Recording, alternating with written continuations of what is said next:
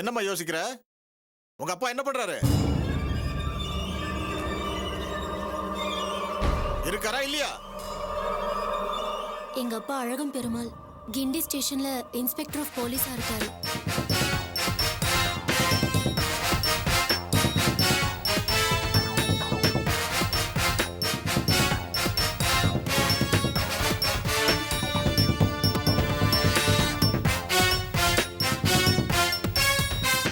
அழகம் பெருமாள் பொண்ணாம ஏயா நீ பாட்டு கல்யாணம் பண்ணி வச்சுட்ட? அவன் வம்பு பிடிச்ச ஆளியா. ஏற்கனவே எனக்கு அவனுக்கு பார்டர் ப்ராப்ளம் வேற இருக்கு. அத மனசுல வச்சு தான் கல்யாணம் பண்ணி வச்சேன்னு நினைக்க மாட்டான். என்னய்யா வம்பா போச்சு. டேய் தமிழ் என்னடா சொதப்பிட்ட? ஆனந்த் சார், சப் இன்ஸ்பெக்டர் தான் பொண்ணு யாருன்னு தெரியாது. அழகம் பெருமாள் ஓ ஸ்டேஷன் இன்ஸ்பெக்டர் தானே. அவர் பொண்ணுன்னு உனக்கு தெரியாதா? இல்ல தெரிஞ்சுக்கிட்டே தான் அவங்களுக்கு உதவி பண்ணியா? ஐயா சத்தியமான தெரியாதியா. தெரிஞ்சிருந்தா இந்த சைடு தலை வச்சு கூட படுத்துக்க மாட்டேன் நானு. டேய் தமிழ் செத்தேன்டா நானு. எனக்கும் தெரியாதுடா. கொஞ்சம் அடக்கி வாசி ஆனதாயிடுச்சு, சமாளிச்சுக்கலாம். எல்லாரும் சேர்ந்து இப்படி ஒரு காரியத்தை பண்ணிட்டீங்களா? இதுக்கு மேல நான் இங்க இருந்தா வம்பா போயிடும். சப் இன்ஸ்பெக்டர் இங்க வாயா. சொல்லுங்க சார். நான் இன்னைக்கு டியூட்டிக்கே வரல. Out of station. புரியுதா? நல்ல வேலை நான் இன்னும் அட்டெண்டன்ஸ்ல சைன் போடல. இன்ஸ்பெக்டர் அழகம் பெருமாள் வந்தா நான் இன்னைக்கு லீவுன்னு சொல்லிடு. வந்தா என்ன சுனாமி மாதிரி வர போறாரு. வந்தா நீயே பாத்துக்க. நீ தானே கல்யாணம் பண்ணி வச்ச. நான் இன்னைக்கு முழிச்ச முகமே சரியில்லை. காலையில சந்திராசிரமம்னு போட்டிருந்தது. ஒழுங்கா வீட்டுல இருந்திருக்கணும். தெரியாம வந்துட்டேன். சந்திராசிரமம் தமிழரசு ரூபத்துல வந்திருக்கு. நான் வரேன்.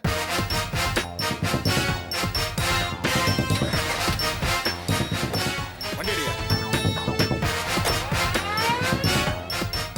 ஏமா நீ இன்ஸ்பெக்டர் பொண்ணு முன்னாடியே சொல்லியிருந்தா இந்த பிரச்சனை வேற எதுவுமே ஹேண்டில் பண்ணிருப்பான்ல. ஏண்டா நீ வாயில குழக்கட்டியா வச்சிருந்தா? இந்த பொண்ணு தான் டென்ஷன்ல தான் சொல்லாம விட்டானா? நீயா சொல்லிருக்கலாம்ல. இவதான் இப்ப சொல்ல வேணாம்னு சொன்னானே. ஓ சரிதான். கல்யாணத்துக்கு முன்னாடி பொண்ணாடி வச்சு கேட்க ஆரம்பிச்சிட்டல. நல்ல ஆளதமா பிடிச்சிருக்கிற நீ.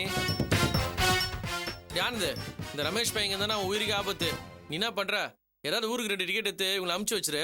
அவங்க அப்பா கோவம் தீர வரைக்கும் அவங்க அங்கேயே இருக்கட்டும். எங்க 2 பேருக்கும் ஏற்கனவே பெங்களூருக்கு டிக்கெட் போட்டாச்சு. அங்க எங்க ஃப்ரெண்டு வீடு இருக்கு. நாங்க அங்க போய் தங்கிப்போம். பரவாயில்லையா? பயங்கர தெளிவா தான் இருக்கிற. ஆனந்த் இவங்க 2 பேரும் ரயில்வே ஸ்டேஷன் கூட்டிட்டு போயிட்டு ட்ரெயின் கிளம்புற வரைக்கும் அங்கேயே இருந்துட்டு அப்புறம் வா. நானே கல்யாணம் நடக்கும்போது சும்மா கூட தான் இருந்தேன். இதுக்கே அந்த அழகு பெருமாள் என்ன பண்ணுவார் தெரியாது. இன்னும் உங்களுக்கு ஊருக்கெல்லாம் அமுச்சு வச்சேன்னு வையேன், அவள்தான் பொழப்புக்கே வேட்டு வச்சிருவான் அந்த ஆளு. பாருங்க சார், நான் இங்க வந்தது கல்யாணம் ஆனப்ப கூட இருந்தது. எதுவுமே இன்ஸ்பெக்டர் அழகு பெருமாள் தெரியவேணா சார். என் வேலையே பேரு சார். சார் இது கையில சார். உங்க காலை நினைச்சுக்கிறேன் சார். ப்ளீஸ் சார், கெஞ்சி கேட்கிறேன் சார். காப்பாத்துங்க சார், இல்லைன்னா வேலை போயிடும். வரேன் சார். போடா போகிமா. ஆனந்த் நில்றா. ஐயா ச்சே. சரி இந்த வேலையை நான் தான் ஆரம்பிச்சேன். நானே முடிச்சு வைக்கிறேன். டேய் இவங்களை கூட்டு போய் ரயில்வே ஸ்டேஷன்ல விட்டு வந்துடலாம். சார் ரொம்ப நன்றி சார்.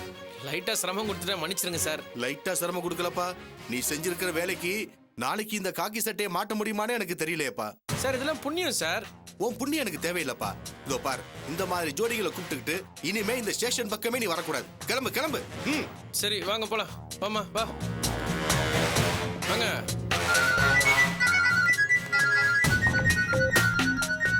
பேங்க் மேனேஜர் இப்ப பிரச்சனை. வாங்க போலாம், நம்ம போலாம்.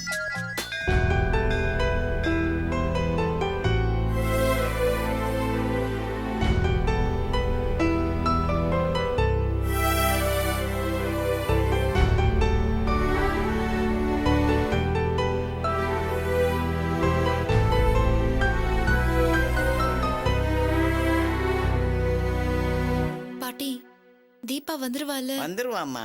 தீபாவை கோயிலுக்கு வர சொல்லுன்னு நான் தான் கல்யாணிட்டு சொல்லி அனுப்பினேன்.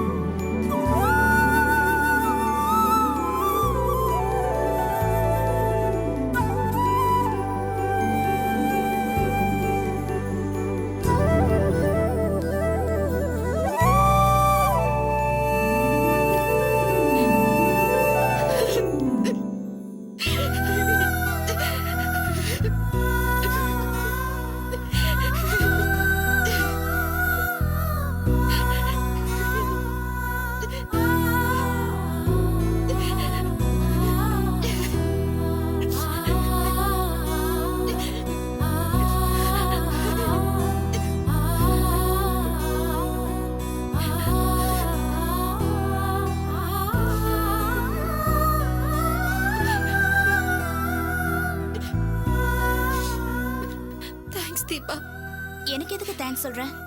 உங்க அப்பாவுக்கு வேணா உன் அருமை தெரியாம இருக்கலாம். எனக்கு உன்னை பத்தி நிறைய கனவு இருக்குடி. ஒருவேளை உனக்கு இந்த கல்யாணம் நடந்திருந்தா உன் வாழ்க்கை எப்படி எப்படியோ திசை மாறி போயிருக்கும். நீதான் அதை தடுத்து நிறுத்தி துளசிய காப்பாத்திட்டியம்மா. நீ வயசுல சின்னவதான், மூர்த்தி சிறுசா இருந்தாலும் கீர்த்தி பெருசுங்கிற மாதிரி துளசி வாழ்க்கைய தனியா நின்னு போராடி காப்பாத்திருக்கிற. உனக்கு கோடி புண்ணியம்மா. நீ நல்லா இருக்கணும். கடவுள் உனக்கு கடைசி வரைக்கும் ஒரு குறையும் வைக்க மாட்டாருமா. ஆரம்பத்துல துளசிக்கு நடக்க இருந்த கொடுமையை தடுத்து நிறுத்தணும்னு தான் நான் இந்த காரியத்துல இறங்கினேன் பாட்டி. இதுக்காக நான் ஒவ்வொரு இடமா போக போகதான் அந்த வேலாயுதம் எவ்வளவு பெரிய குடும்பக்காரனா இருக்கான்னு எனக்கு தெரிஞ்சது. எப்படியும் இந்த கல்யாணத்தை நிறுத்தணும்னு தான் நான் முயற்சி பண்ணேன். அதுல ஒரு முயற்சியா வேலாயுதத்தோட முதல் சம்சார குடும்பத்தை நான் போய் பார்த்தேன். அவங்கள போய் பார்த்ததுக்கு அப்புறம் தான் வேலாயுதத்தோட சுயரூபம் முழுசா எனக்கு தெரிஞ்சது. உனக்கு மட்டும் வேலாயுதத்தோட கல்யாணம் நடந்திருந்தா அவன் முதல் சம்சாரத்துக்கு நடந்த கதி தான் உனக்கும் நடந்திருக்கும். கடைசி முயற்சியா ஒரு பத்திரிகை நிருபரை பார்த்தேன். அவர் கொடுத்த ஐடியா படிதான் வேலாயுதத்தை லஞ்ச ஒழிப்பு போலீஸ்ல மாட்ட வச்சு உன் கல்யாணத்தையே நிறுத்தின. உனக்கு காலம் பூரா நான் கடமைப்பட்டிருக்கேன்டி. எவ்வளவு ரிஸ்க் எடுத்து இந்த வேலையை பண்ணியிருக்கேன். இது சாதாரண விஷயம் இல்ல. நீ செஞ்சது எவ்வளவு பெரிய தியாகம்னு எனக்கு தெரியும்டி. போனதெல்லாம் போகட்டும் துளசி. இதுக்கு மேலதான் உன் வாழ்க்கையை நீ காப்பாத்திக்க பாக்கணும். வேலாயுதம் ஒரு சின்ன கேஸ்ல தான் உள்ள போயிருக்கான். அவன் ஒன்னும் ஆயுசு பூரா ஜெயில இருக்க போறதில்ல. சட்டம் ஒரு இருட்டறைன்னு சொல்லுவாங்க. அந்த இருட்டறையில எத்தனை ஓட்டை இருக்குன்னு அவனுக்கு நல்லாவே தெரியும். அதை வச்சு அவன் வெளியில வந்துருவான். அப்படி வந்தா அவன் மறுபடியும் உன்னை கல்யாணம் பண்ண தேடி வருவான். அதுக்குள்ள நீ உன்னை காப்பாத்திக்கிற வழிய பாரு.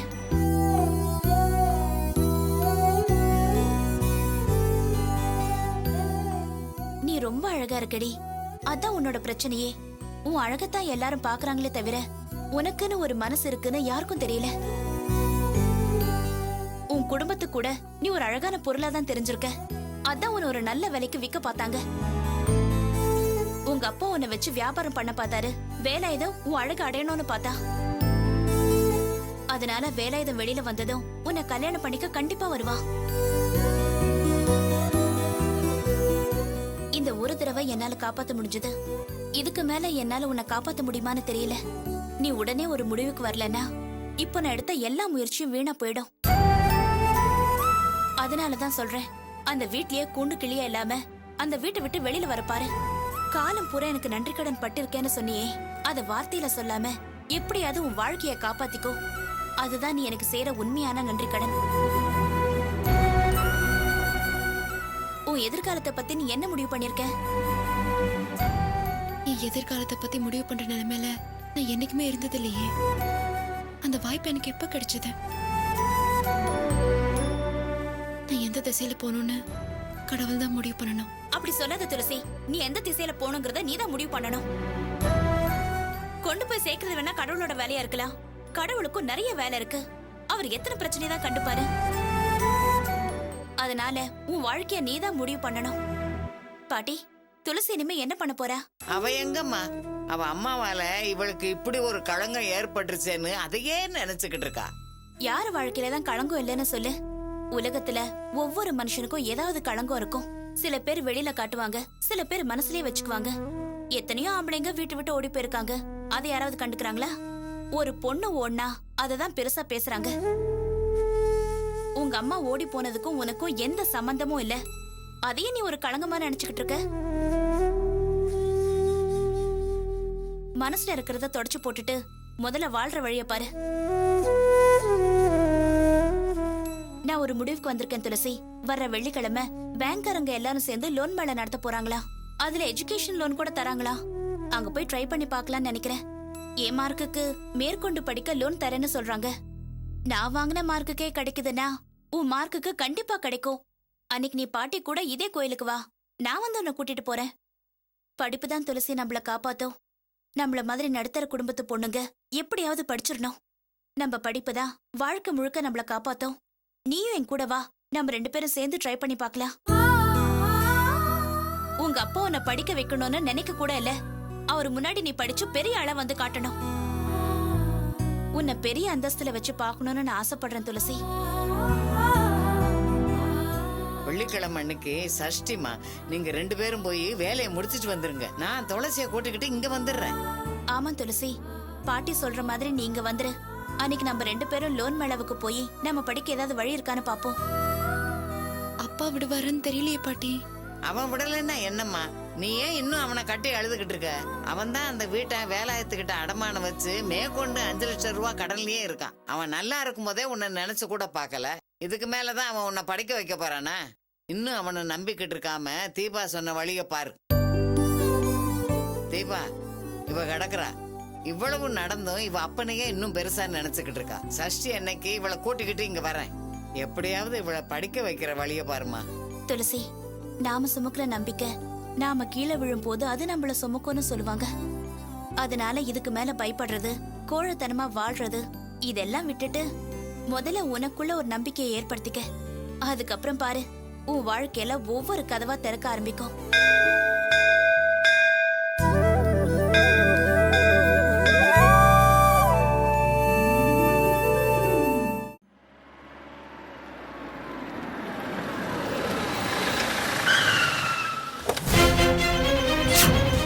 எங்க இன்ஸ்பெக்டர்? ஐயோ வந்துட்டாரு. எங்க போன உங்க இன்ஸ்பெக்டர்? ஓ, இங்க வாயா. சார், எங்க என் பொண்ணு? யோ, கேக்குறல்ல, எங்க என் பொண்ணு? இன்ஸ்பெக்டர் எங்க போனா? சார் அவரு யோ, என்னையா இழுத்துக்கிட்டே இருக்க? இன்ஸ்பெக்டர் எங்க போனா? அவரு லீவு சார், வரல சார். லீவ் போட்டு எங்க சுத்த போயிட்டான்? சார் ரயில்வே ஸ்டேஷன் போயிருக்காரு. ரயில்வே சார், ஸ்டேஷனா? இல்ல சார், அவுட் ஆஃப் ஸ்டேஷன் போயிருக்காரு ஓ, சார். அவர் இல்லாத தைரியத்துல தான் என் பொண்ணுக்கு நீ திட்டு கல்யாணம் பண்ணி வச்சியா? யோ, நீ எல்லாம் காய்ச்சல போறதுக்கு மேல கல்யாண புரோக்கர் ஆயிருக்கலாம்ல? சார் நான் பண்ணி வைக்கல சார். யோ, இந்த ஸ்டேஷன்ல தான் என் பொண்ணுக்கு கல்யாணம் நடந்திருக்கு. நீ பண்ணி வைக்கலன்னா இப்ப யார் பண்ணி வச்சா? சார் தமிழரசுன்னு ஒரு பையன் கூட்டு வந்து பண்ணி வச்சா சார். தமிழரசா? யாரு அந்த பொறுக்கே? எங்க இருக்கா? தெரியாது சார். அவன் கூட யாரா இருந்தா? அவன் கூட யார் வந்தான்னு கேக்குறல்ல, ஏயா யோசிக்கிற? சார் அவன் ஃப்ரெண்ட்ஸுகளோட வந்தா சார். ஃப்ரெண்ட்ஸா? அவங்களே யாருன்னு தெரியுமா உனக்கு? தெரியாது சார். போயா. யாரு என்னன்னு தெரியாது, ஆனா கல்யாணம் பண்ணி வச்சிருக்க. ஆமா, அவன் பேரு என்னன்னு சொன்ன? தமிழரசு. அந்த பொறுக்கி எங்க வேலை பார்க்கறான்? அவன் பொறுக்கி இல்ல சார், போலீஸ் சார். போலீஸா? இல்ல சார், பேங்க் ஆபீசரா இருக்கா சார். பேங்க் ஆபீசரா இந்த வேலையை பண்ணா? எவனாவது வந்து கல்யாணம் பண்ணி வைன்னு சொன்னா நீ உடனே பண்ணி வச்சிருவியா? இருக்கட்டும், உன்னை நான் அப்புறமா பாத்துக்கிறேன். இப்ப என் பொண்ணு எங்க இருக்கா? தெரியாது சார். தமிழரசு அவன் ஃப்ரெண்ட்ஸுங்களை எங்கேயோ கூட்டு போனாங்க சார். ஓஹோ, கூட்டு போற வரைக்கும் நீ வேடிக்கை பார்த்துட்டு இருந்தியா? அது என் பொண்ணு உனக்கு தெரியாது? தெரியாது சார், சத்தியமா தெரியாது சார்.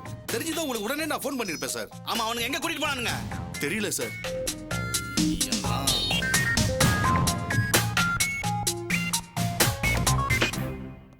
யோ சார், அந்த தமிழரசு வீட்டு அட்ரஸ் தெரியுமா உனக்கு? அதுவும் தெரியாது சார். வேற என்னதான் தெரியும்? ஆமா, அவன் ஏதோ பேங்க்ல வேலை செய்யறான்னு சொன்னீங்க, அந்த அட்ரஸ் தெரியுமா? DSM bank sir, Valasaravakkam branch sir. Mister Venkatachalam sir, Tamilarasu loan செக்ஷனுக்கு பொறுப்பேத்துக்கிட்டதுல இருந்து 32 பேருக்கு லோன் கொடுத்திருக்காரு. அதுல 8 பேர் irregular பார்ட்டிஸ். அதுல ஒருத்தர், அவர் பேர் என்னப்பா? முருகேசன் சார். முருகேசன். ஒரு டியூ கூட கட்டல. 26 லட்சம் ரூபாய் பேங்க்ல லோன் வாங்கியிருக்காரு. தமிழரசு அவரை ஃபாலோ பண்ணாரா இல்லையா? சார் 2 நாளைக்கு முன்னாடி கூட அவர் பார்த்துட்டு எனக்கு ரிப்போர்ட் கொடுத்திருக்காரு பாருங்க. ஆரம்பத்துல இருந்தே அந்த பார்ட்டி பேங்க்கு கட்ட வேண்டிய டியூவை கட்டவே இல்ல. இவ்வளவு நாள் விட்டுட்டு இப்பதான் போய் பார்த்திருக்காரா? அதுவும் நாங்க பிரஷர் கொடுத்த பிறகு 2 வாரம் பாருங்க. அவர் பணம் கட்டலனா போலீஸ் ஆக்ஷன் எடுங்க. அப்பதான் சரிப்பட்டு வரும். அவரு மேல மட்டும் இல்ல, இப்படிப்பட்ட பார்ட்டிகளுக்கு கடன் கொடுத்ததுக்காக தமிழரசு மேலே ஆக்ஷன் எடுக்கணும். சார் தமிழரசு கரெக்டா பார்த்தா லோன் கொடுத்திருக்காரு. 32 பேர்ல ஒரு சிலர் மட்டும்தான் டியூ கட்டல. பணம் கட்டுறவங்கள பத்தி கவலை கிடையாதுங்க. பணம் கட்டாம இருக்கிறவங்களுக்கு ஏன் கடன் கொடுத்தீங்க? அதான் என் கேள்வி. ஒரு பார்ட்டி பணம் கட்டலனா அவங்க மேலயும் அவங்களுக்கு லோன் கொடுத்தவங்க மேலயும் ஆக்ஷன் எடுக்கணும். அதான் பேங்க் ப்ரொசீஜர். அது உங்களுக்கு தெரியாதா? நீங்க ஒரு சீனியர் மேனேஜர் தானே? சொல்லுங்க சார். தமிழரசு வந்துருவாருன்னு சொன்னீங்க. நாங்க கிளம்புற நேரமும் ஆயிடுச்சு. இன்னொரு வந்த பாடல. இந்த விஷயத்தை நாங்க சாதாரணமா எடுத்துக்க முடியாது சார். சார் தமிழரசு கடன் வாங்கினவங்கள பார்த்து பேசதான் போயிருக்காரு. இப்ப வந்துருவாரு. போன இடத்துல என்ன ப்ராப்ளமோ தெரியலையே. பணத்தை வசூல் பண்ண என்ன வழின்னு சொல்ல மாட்டேங்கிறீங்க. ஆனா தமிழரசை காப்பாற்ற மட்டும் ட்ரை பண்றீங்க.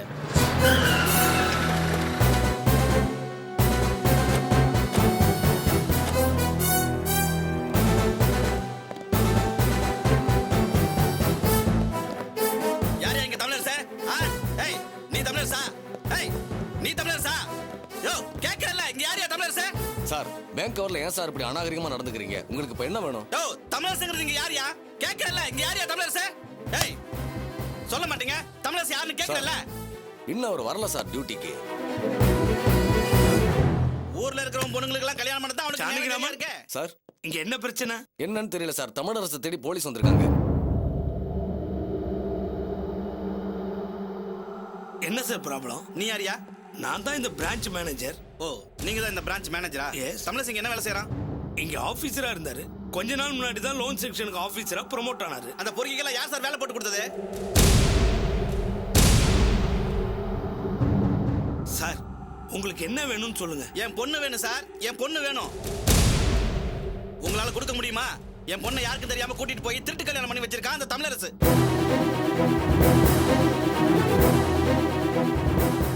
மவனே, அவன் மட்டும் என் கைக்கு கிடைக்கட்டும்.